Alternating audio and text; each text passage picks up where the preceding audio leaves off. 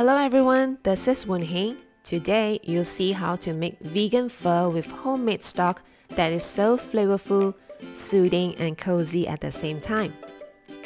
When it comes to pho, I'll think of the aromatic, comforting clear broth that's served with thin rice noodles and lots of fresh herbs. Traditional pho stock may take hours to simmer, but since we are making it with vegetables and fruits, it's actually less time consuming. So let's see how to make this today. First thing first, spices. They play an important role in the stock. There are a lot of pre-measured pho spice mix that comes with a spice bag at the store. Usually, Vietnamese grocery stores will have it. Or you can use loose spices if you have some in your pantry. Cinnamon is one of the spice ingredients and you can use cassia bark, which has a darker skin outer layer, or cinnamon stick for a sweeter taste.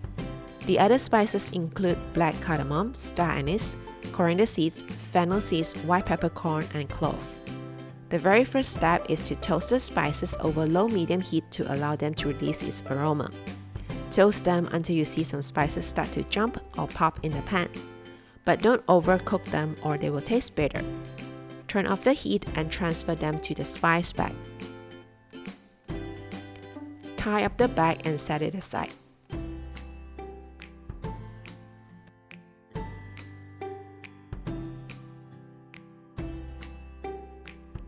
Then use the same pan and toast the daikon radish, onion, and ginger until they look charred on both sides. By doing so, it will actually create a smoky flavor in the broth. You can also dry roast the spices or vegetables in the oven if you prefer to do it that way.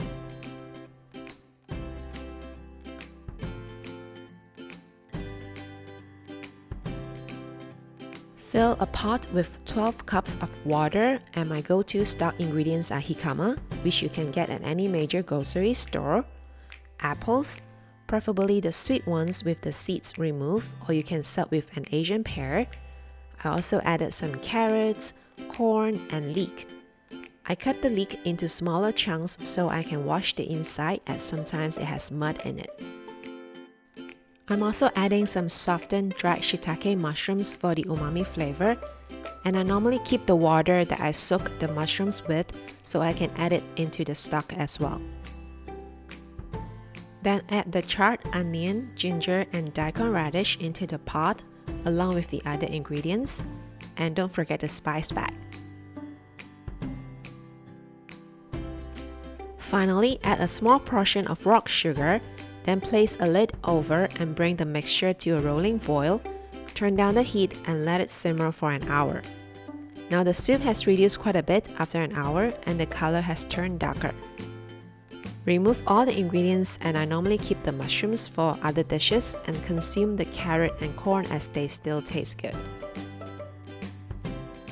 Now that you have an aromatic broth, season it to taste, and I'm using an umami seasoning and salt.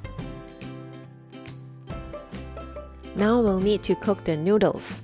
Pho noodles come in dried form or in vacuum package like this. Cook the noodles as directed.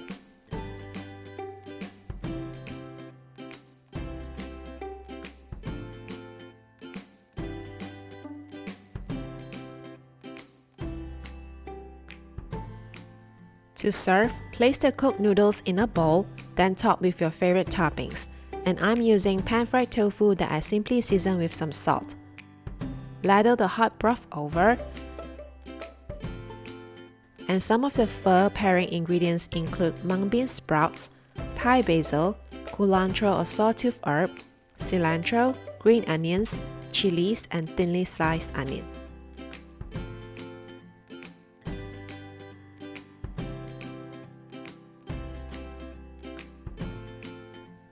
What a cozy and comforting bowl of pho. Serve it with some lime juice or a side of sriracha for some spicy heat. I hope you give it a try too.